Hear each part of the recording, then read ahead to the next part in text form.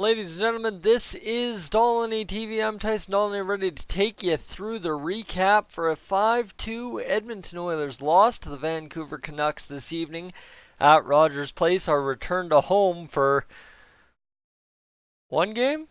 Yeah, one game. We're right back on the road tomorrow against the Vancouver Canucks. The back half of the home and home. Yeah, well, at Rogers Arena. See, I actually got it right this time. Tomorrow night at 8 p.m. However, we need to get to the 5-2 loss that is for this Edmonton Oilers team.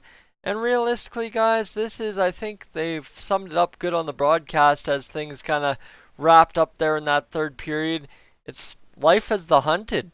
You guys, you know what, losing these kind of games, yeah, it should bother us to a degree. But again, this is only like our second or third set of back-to-back regulation losses all year.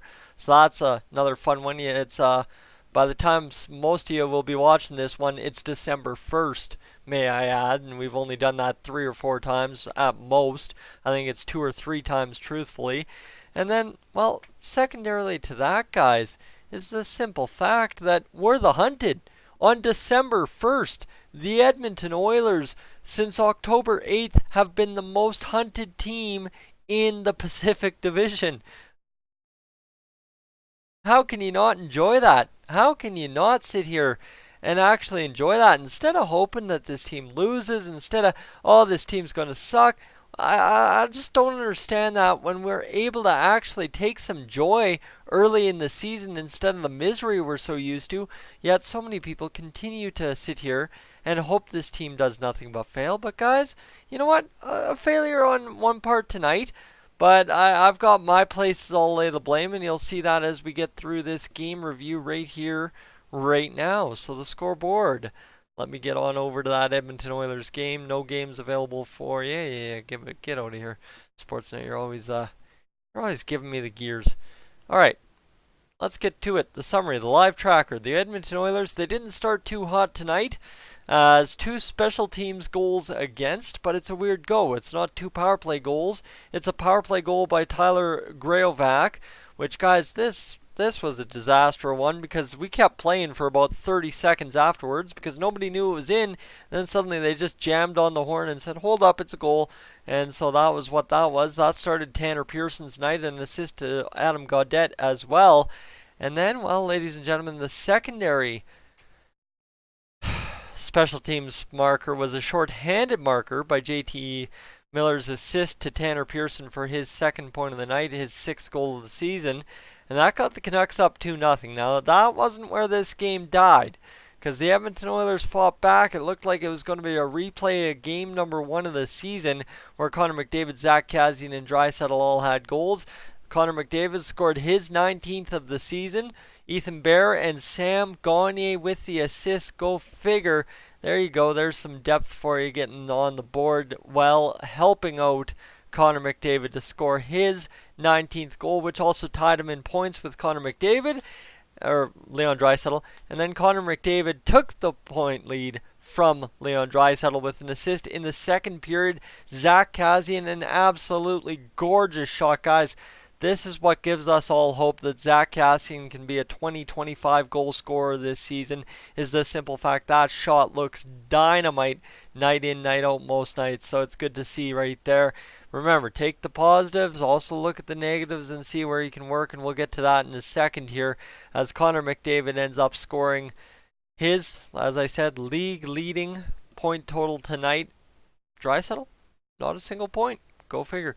And then from there, well, it was a 2-2 game. It finished 5-2, so that means the Vancouver Canucks went out there and scored 3 unanswered markers, and they did so responding twice more in the second period to go up 4-2. Tanner Pearson, that one, oh my goodness, that was a rough go there, but you know what, Bo Horvat, Quinn Hughes get the assist. Mike Smith looked hurt on that one if I've got the right play in my head correct, but it was just not an all-around good play by the Oilers. And honestly, guys, I think on 2 of these goals tonight, we'll get to Louis Eriksson scoring a goal. And, you know, I'll take full blame for the Louis Eriksson goal myself. That was the 4th goal of the night for the Vancouver Canucks, because I sat there and I said, you know what? to myself, this is the night Louis Eriksson would score, isn't it? I'm expecting a good game, and Louis Eriksson would come out and ruin it for me, wouldn't he? And sure enough, 18:04 into the second period, that's exactly what Louis Eriksson did. So what's the guy to do, I guess you could say, right? Tanner Pearson then records his 4th point of the night, a new career high for him. So it was just one of those nights for some of the guys on the Canucks, right? So we're not going to panic too much. I don't think. I'm not. You guys can panic all you want. I'm not going to panic at all. We got a long ways to go. Trust me. Last year, I was panicking when that jersey got thrown on the ice, guys. We weren't eliminated from the playoffs officially until like March 28th or April 1st or something stupid last year. So never say die at this point of the year. Josh Levo gets his 5th goal for the team, his 3rd of the season, 1:21 into the 3rd period. We got a power play shortly after that, but unfortunately the Edmonton Oilers power play was pretty dang useless tonight. And well, that just resulted in nothing much happening there. That Adam Gaudette penalty, yeah, nothing too special there, but you know what? Lots of green on the chart here. The Canucks outshot the Oilers 38-29. Oilers out-hit the Canucks 25-14, so the old school playoff hockey didn't exactly work tonight against the Canucks. Oilers out-face off the Canucks, and this is some kind of weird trend, guys. I noticed the Oilers actually seem to do a lot better in games they don't win the face-off battle. Just something I seem to notice after doing the game reviews. I don't know if it's fully true or actually anywhere near accurate, but it's just something I've noticed. Giveaways, 15 for the Oilers, 12 for the Canucks. So both teams awful at giving away the puck today. Neither team really good at taking away the puck or anything. And the block shots, the Canucks had 16 block shots. I mean, guys, the Oilers would open up a lane and take that extra half second to try and make that perfect shot or perfect pass. And the Canucks were taking it away every single time tonight. So it's just one of those nights again where the stick checking, the clogging up of the neutral zone, that all works against the Edmonton Oilers. I've already been there, done that. The guide to beating the Oilers 101 is simply just clog up with the sticks and stick check them to death. Now, here's the key I also got to say. Mike Smith, awful. Absolutely awful. I put out the video last week, was it, where I talked about how Mikko Koskinen is our full-time starter at this point, and this Edmonton Oilers team is still throwing out Mike Smith just in the rotation just to keep it going. You can't do that. Dave Tippett now has to figure out that it's Mikko Koskinen's show to run, and when he needs a night off, give him a night off. Don't just give him a night off because Smith hasn't played recently. You gotta let Mikko take the reins because, guys, seriously, 5-2 loss, it's a lot on Mike Smith. 4-1 loss against Colorado, not at all on Mikko Koskinen. Weigh the pros and cons here. What am I saying? Who gives you the best chance in net to win every night? It's Mikko Koskinen. That's why we brought Mike Smith in. That's what we were hoping for when we brought Mike Smith in.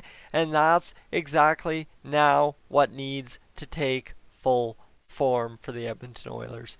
So that's really the only thing there. Now, Darnell Nurse, guys, I can't remember. I believe was it the tie-breaking goal by Tanner Pearson, or was it Louis Eriksson goal? Whichever one. The awful part about, I think it was the Louis Eriksson goal. Mr. Darnell Nurse goes down to block a pass that was never going to happen. He gets completely sidestepped and bang across. Louis Eriksson scores. If I've got the play right, I don't even think I've got the play right, but it's just a brutal goal. Like, Darnell Nurse, guys, I get where you're coming with, right? I totally get where you're going with when you're talking about Darnell Nurse being a terrible defenseman for us, but here's the thing. We're already talking about trading him instead of signing him, so I don't know what else we want to do at this point other than sit here and deal with the inevitable until it happens kind of deal for this Edmonton Oilers team. And that's the thing, is we need to figure out what this defense is going to look like moving forward. And unfortunately, every single game we start seeing awful things. We start picking apart different things, and we start asking ourselves which guys should go, which guys shouldn't go. And realistically, guys, I don't think it's a problem of who we have. It's a problem of who we don't have.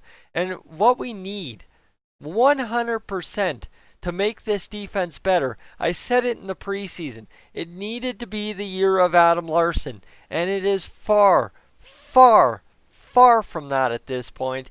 And we need a guy like Adam Larsson from 16-17 who's just rock steady, goes in there and just calm, steady, shut it down presence. And yeah, sure, we get that to a little bit of a degree, but even tonight, like, I saw Adam Larsson bail out Adam Larsson on a brutal play, and it's just a weird go on the Oilers' back end right now, but also up front with guys shuffled around. I'm really not a fan of Sam Gagner up there on that second line, and especially having Alex Chiasson on. If you're going to run that second line the way it is, you got to run Jujhar Khaira, Sam Gagner, and James Neal. That's just my honest opinion. You don't run out Alex Chiasson out there. It just doesn't make sense. Guys, I'm Tyson, this is Dolynny TV. That's been your game review. I don't know what else to tell you about. You know the shots, you know the goals. You're not going to watch anyway because it's a loss, and I know how this all works. But if you have watched, I appreciate it. Thank you so much. It's been a long night, one of those late nights again. Tomorrow's going to be killer. Work on Monday, and then we get back to the grind on the weekdays. Guys, Tyson Dolynny TV up on out of here.